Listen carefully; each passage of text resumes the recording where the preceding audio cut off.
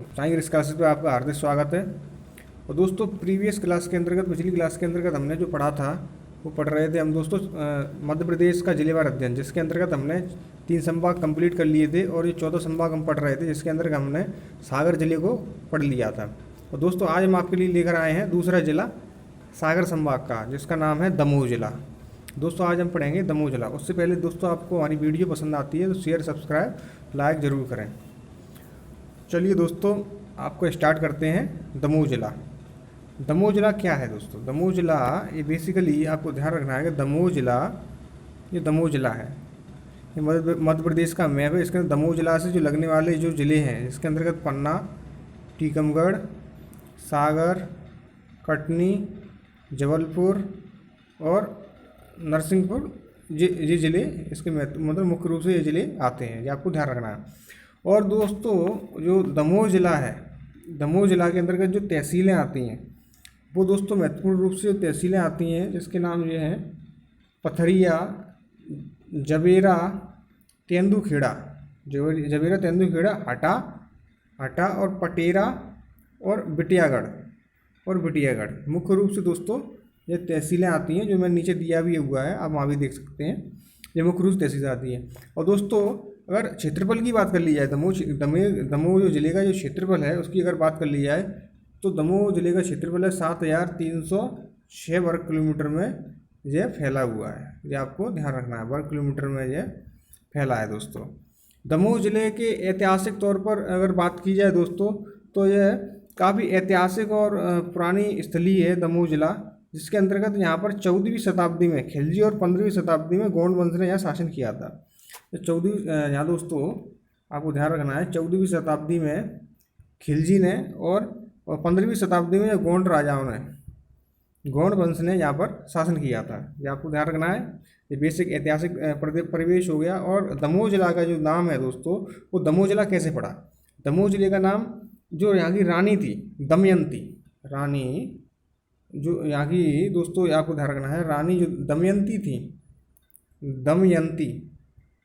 रानी दमयंती के नाम पर इस जिले का नाम दमोह पड़ा है। ये आपको दोस्तों ध्यान रखना है। काफ़ी अच्छा प्रश्न है, पूछ सकते हैं आपसे, मध्य प्रदेश में कौन सा ऐसा जिला है जिसका यहाँ पर रानी दमयंती के नाम पर उस जिले का नाम पड़ा? तो आपको ध्यान रखना है, ये रानी दमयंती के नाम पर जो जिले का नाम पड़ा वो दमोह जिला है।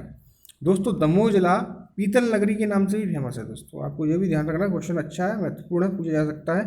पीतल नगरी, इसको दमोह जिले को पीतल नगरी कहा जाता है क्योंकि दोस्तों यहाँ पर औद्योगिक इकाइयाँ यहाँ पर इसकी उपस्थित हैं। यहाँ अन्य धातुओं का भी निर्माण होता है, उसके अंतर्गत यहाँ पीतल का सबसे ज़्यादा निर्माण होता है। ये आपको दोस्तों ध्यान रखना है। दमोह जिले के अंतर्गत दोस्तों मुख्य रूप से 2 नदियाँ प्रवाहित होती हैं, जिसके अंतर्गत एक तो सोनार और एक बेरमा, इसको ब्योरमा भी बोलते हैं, ये बेरमा के नाम से फेमस है। ये दोनों नदियाँ मुख्य रूप से यहाँ पर बहने का काम करती हैं। ये आपको दोस्तों ध्यान रखना है। और दोस्तों यह जिला जो है, जो दमोह जिला है, वो अपने तालाबों के लिए फेमस है। यहाँ पर काफ़ी तालाब पाए जाते हैं, उनके लिए फेमस है। और दोस्तों दमोह के जो आसपास का इलाका है, जो यहाँ के आसपास का क्षेत्र है दोस्तों, दमोह के आसपास के क्षेत्र के अंतर्गत यहाँ पर जो पान है, पान के बाग, यहाँ पर दोस्तों पान के बाग काफ़ी फेमस है और यहाँ पान के बाग लगे हुए हैं। ये आपको ध्यान रखना है, पान के बाग स्थित है, इसके लिए भी ये दमोह जिला जाना जाता है। और दोस्तों यहाँ पर मुख्य रूप से जो पुरातत्व और धार्मिक दृष्टिकोण से बात की जाए तो देश का पहला पुरातत्व पार्क सिंग्रामपुर गांव में स्थापित किया गया है। ये आपको ध्यान रखना है। यहाँ पुरातत्व जो पार्क सिंग्रामपुर में स्थापित किया गया है। ये आपको ध्यान रखना है। चलिए दोस्तों स्टार्ट करते हैं दमोह जिला। प्राचीन ऐतिहासिक नगरी, यहाँ प्रागैतिहासिक, गुप्तकालीन और कलचुरी युगीन शासन के पर्याप्त साक्ष्य मिले हैं। ये आपको पता होना चाहिए। दमोह नाम रानी दमयंती के नाम पर रखा गया है। दमोह के आसपास बड़ी संख्या में पान के बाग भी हैं, यहाँ से इसका निर्यात भी होता है। ये आपको दोस्तों ध्यान रखना है। यहाँ से जो पान के जो काफ़ी वृक्ष पाए जाते हैं उनका निर्यात भी यहाँ से होता है। दमोह जिले का अगर बात करें क्षेत्रफल की तो 7,300 वर्ग किलोमीटर है और यहाँ का दोस्तों जो लिंगानुपात है वो 901 है, मतलब 1000 पुरुषों के ऊपर 901 महिलाएं हैं। ये आपको ध्यान रखना है। मुख्य रूप से 7 तहसील हैं, इसके अंतर्गत दमोह, पथरिया, जबेरा, तेंदुखेड़ा, हटा, पटेरा, और बिटियागढ़। मुख्य रूप से दोस्तों ये तहसीलें दमोह जिले के अंतर्गत आती हैं। ये आपको दोस्तों ध्यान रखना है। दमोह जिले से 2-3 प्रश्न काफ़ी महत्वपूर्ण है जो आ सकते हैं। एक पीतल नगरी का प्रश्न है, दमयंती के नाम पर जो इस जिले का नाम पड़ा वो महत्वपूर्ण है। यहाँ पर पान की पैदावार, पान के बाग अधिक पाए जाते हैं और ये आपको ध्यान रखना है। यहाँ पर पीतल नगरी के नाम से भी इसको जाना जाता है, ये भी ध्यान रखना है।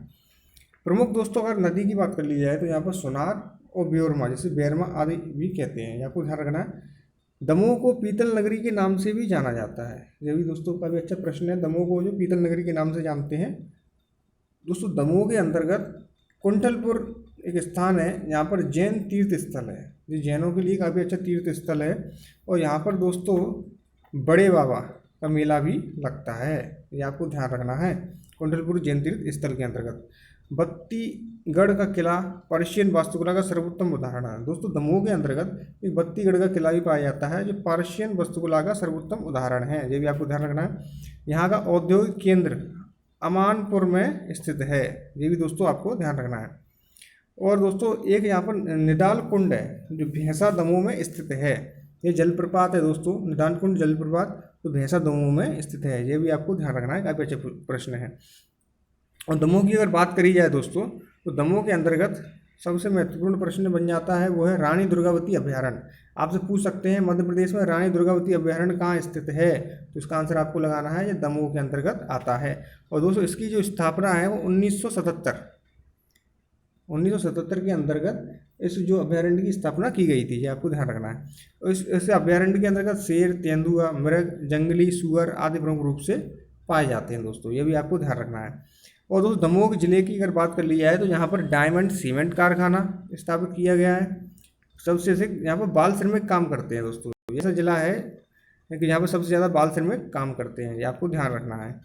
और नालेश्वर महादेव का प्रसिद्ध मंदिर, दोस्तों दमोह जिले के अंतर्गत नालेश्वर महादेव का प्रसिद्ध मंदिर स्थित है जो कलचुरी शासक वर्मा द्वारा 1000 ईस्वी में निर्मित करवाया गया था, ये दोस्तों आपको ध्यान रखना है।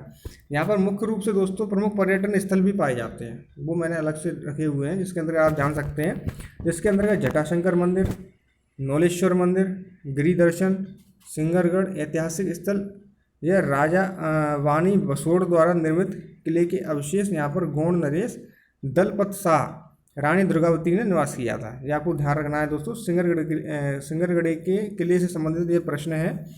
गुलाबों से युक्त यहाँ पर झील भी स्थित है, ये भी आपको ध्यान रखना है।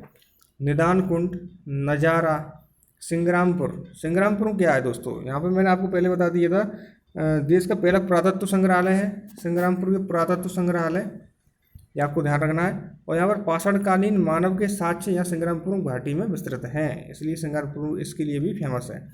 फुटेरा का तालाब और पुरैना का तालाब, या तालाब जो महत्वपूर्ण रूप से पाए जाते हैं, तालाब और भी हैं लेकिन ये तालाब महत्वपूर्ण रूप से यहाँ पर पाए जाते हैं, जिसके अंतर्गत फुटेरा का तालाब और पुरैना का तालाब। और मडियादो का किला भी यहाँ पर स्थित है, दोस्तों आपको ध्यान रखना है। काफ़ी अच्छे महत्वपूर्ण प्रश्न हैं, 2-3 प्रश्न इस जिले के अंतर्गत से पूछ लिए जाते हैं और जिनकी आने की संभावना अधिक रहती है। चलिए दोस्तों आपके लिए कुछ प्रश्न रखे हैं, उनको भी आप आंसर दें। आपसे प्रश्न पूछा जा सकता है कि दमोह के भैंसा में कौन सा जलप्रपात स्थित है, दोस्तों इसका आंसर आप लगाएंगे निदान कुंड दमोह के भैंसा में स्थित है। और दोस्तों पीतल नगरी के नाम से किसे जाना जाता है, ये प्रश्न आ सकता है, तो ये दमोह को जाना जाता है। तो दोस्तों आपको वीडियो कैसी लगी शेयर और सब्सक्राइब करके ज़रूर बताएं। और दोस्तों अगला जिला हम आपके लिए जो लेकर आएंगे वो होगा आगामी वीडियो के अंतर्गत हम उसका आपको बताएंगे। आप तब तक के लिए दोस्तों धन्यवाद।